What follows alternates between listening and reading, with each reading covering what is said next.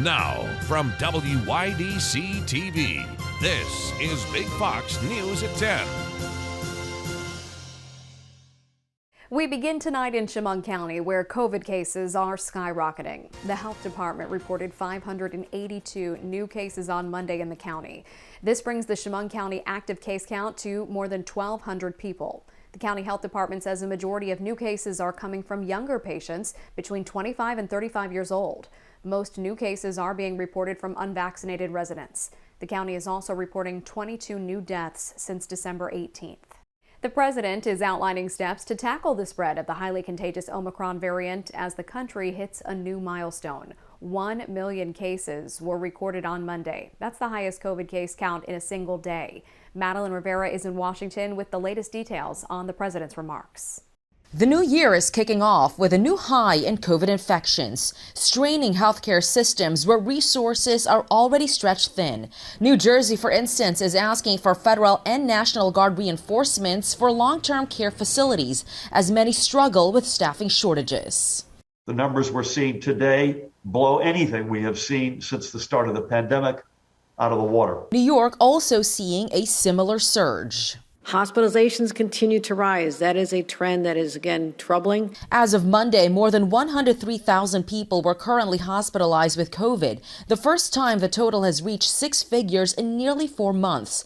The president is addressing the rapidly spreading Omicron variant as his administration stresses once more fully vaccinated and boosted Americans are not likely to get severely sick. What we can do, though, is focus on taking the mitigation measures and wearing our masks, which we know help reduce spread, getting vaccinated and boosted as soon as possible. But administration officials have yet to release more comprehensive details about its plan to give out 500 million free at-home tests, including exactly when and how they'll be distributed. Some healthcare experts saying the administration can do more. There needs to be an Operation Warp Speed-like mindset to developing antivirals. The president's remarks come as the FDA authorizes booster shots for kids as young as 12 years old, a key development for school districts nationwide as they weigh whether to return to in-person schooling in the new year. In Washington, Madeline Rivera, Fox News. Police investigating the stabbing of a 17-year-old girl on Monday night. Elmira police were called to the corner of West Hudson and Fulton Street following reports of gunshots and a stabbing.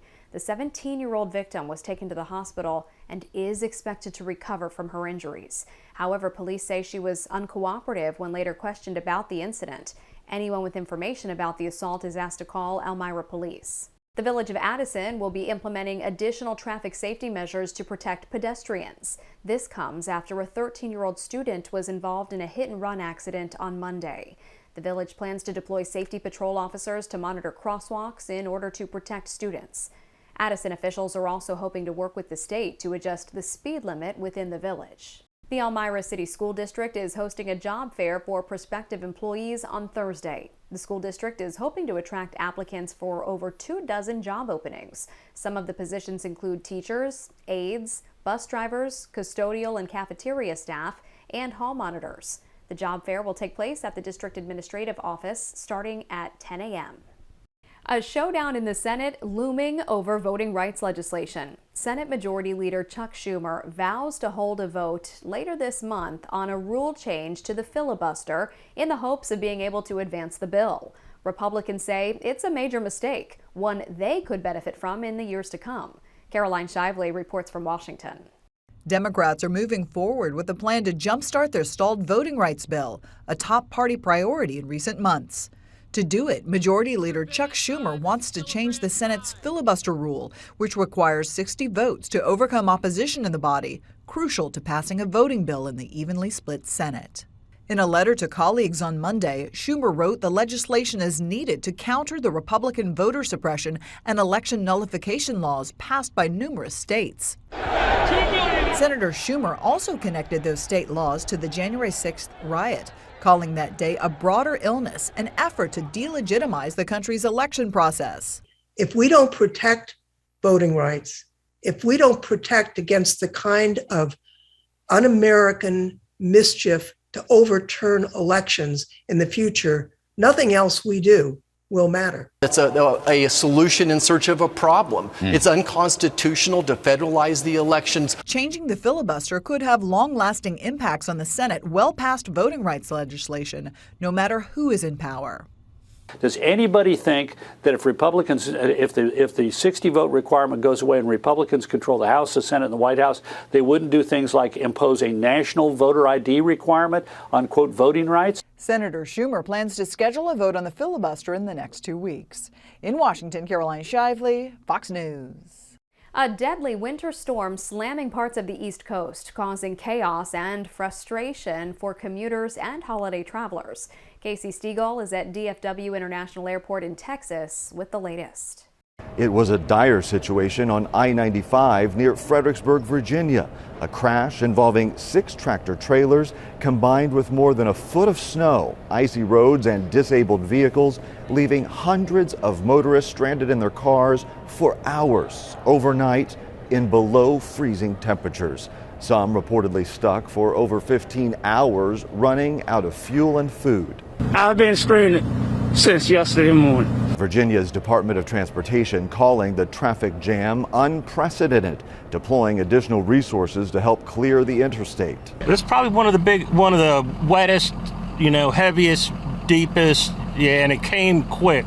The weather is to blame for millions of power outages in homes and businesses up and down the East Coast. Snow falling in parts of the southeast, moving up into the mid-Atlantic, bringing much of the nation's capital to a standstill. Even President Biden felt the effects of the weather on Monday, returning to the White House by motorcade after the storm grounded Marine One. The frustration extending to travelers trying to get home after the holidays, with airlines on Tuesday canceling thousands of flights and delaying thousands more, causing another snag in an already chaotic holiday travel season. Right now our flight, yes, it was canceled. Folks in the Northeast and the Midwest aren't finished just yet. Another round of snow is in the forecast for later this week. That's the latest from DFW International Airport. Casey Stegall, Fox News. Still ahead tonight, 2022 is kicking off with inflation still top of mind for many Americans. We certainly could see that national average hit $4 a gallon sometime in a April to May timeframe. More on the administration's efforts to keep food prices down by helping meat and poultry producers stay afloat. Here's your local stock market update from Big Fox.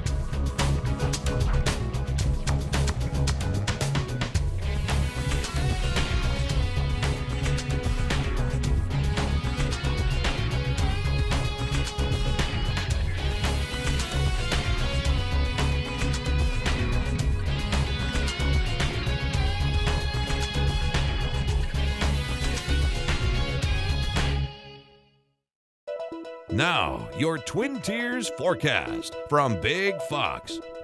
Tonight's Big Fox forecast is brought to you by William Mattar. Good evening, everyone. We are expecting warmer conditions tomorrow. It will be cloudy for your Wednesday. Then another cold front comes in.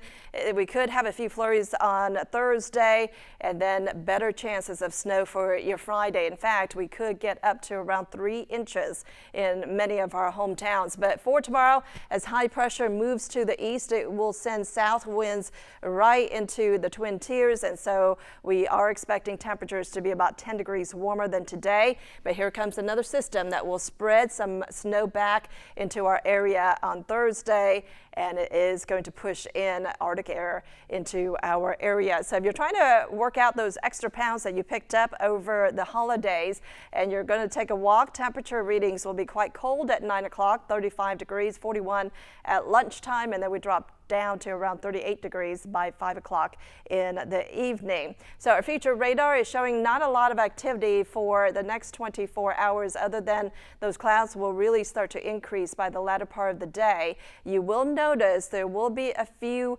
flurries flying around by Wednesday evening. Even in places like Dansville, Hornell, we could pick up a few snow showers as well late on Wednesday into early Thursday. But I think the bulk of the snow activity will return Thursday night into early Friday. So the snow will be widespread at around 6 o'clock on Friday and will continue throughout the day. How much are we expecting?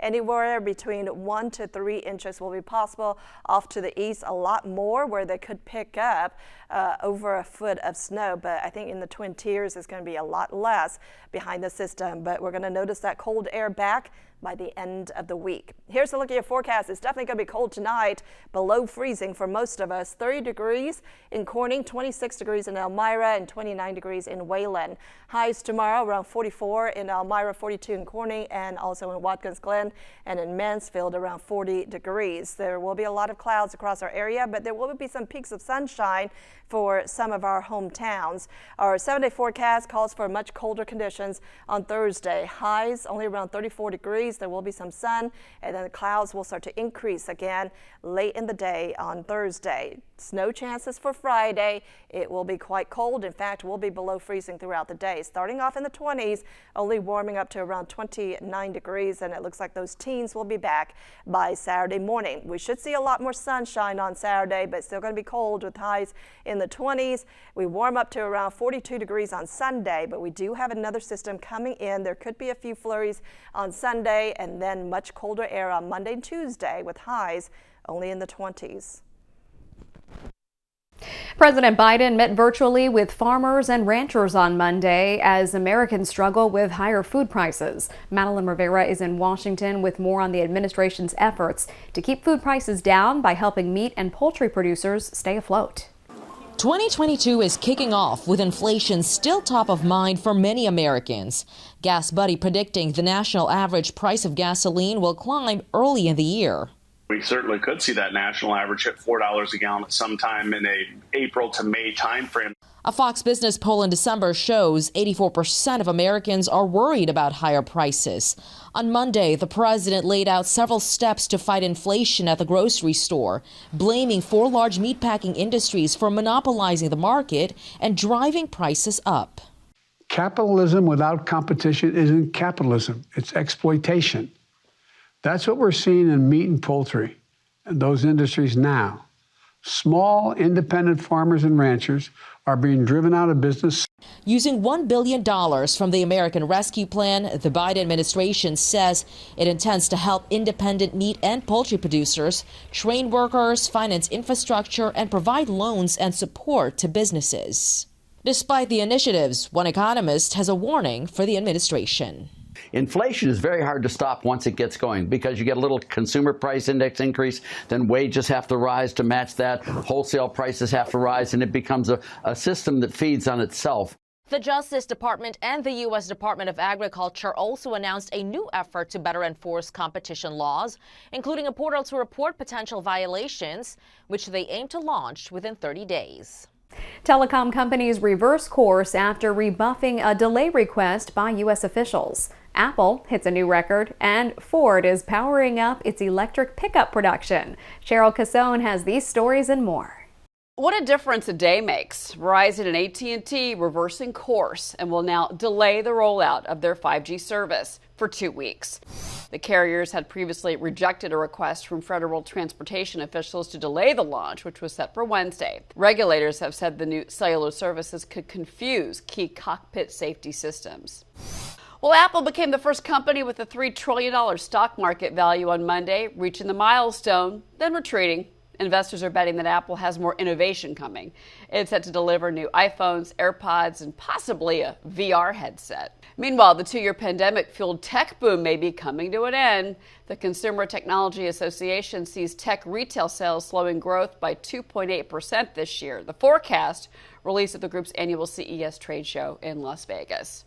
And Ford is planning to nearly double its production of the all-electric F-150 Lightning to meet soaring customer demand.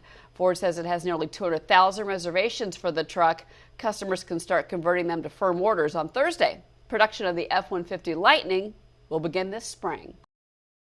A man arrested after causing a scene at the Melbourne International Airport in Florida, refusing to wear a mask and then cursing at police. Danielle Lama has the story. The Brevard County man says he doesn't think masks work and he didn't know about the federal rule requiring them inside airports. He jams this mask in front of my face and said, "You need to put this on." And I'm like revolted by the thing. I am, personally. I can't wear them. I can't breathe when I wear them. Police say 63-year-old Daniel Chase was arrested on New Year's Day after refusing to wear a mask inside the Melbourne International Airport. A probable cause affidavit says an officer told Chase he needed to put one on because of a federal mandate. The officer says Chase refused and ended up cursing at him and making a scene. Chase says he's just an animated speaker. I was just trying to stick up for my freedom and liberty in the state of Florida, where you have a governor that says there are no mask mandates. So if there was none of that was explained to me, except they said it's a mandate, it's a mandate. Governor DeSantis has banned mask mandates in schools and barred local governments from enforcing mask mandates, but airports fall under federal jurisdiction. The Melbourne International Airport has signs at every entrance about the TSA mask mandate. Some travelers say they appreciate the rule. It's the only way that I would feel in any way safe flying. Chase was arrested on trespassing and disorderly conduct charges. We asked him what's next, and he said trying to make sure he doesn't go back to jail. Starbucks will require its U.S. workers to be fully vaccinated against COVID or undergo weekly testing in order to comply with new federal mandates. Starbucks' approximately 220,000 U.S. employees must disclose their vaccination status by January 10th. Workers who choose to get tested weekly must buy their own tests and submit the results. It's an end of an era. Users bid farewell to their iconic BlackBerry smartphones. It's a device that dominated airport lounges, restaurants, and even the West Wing in the late 2000s.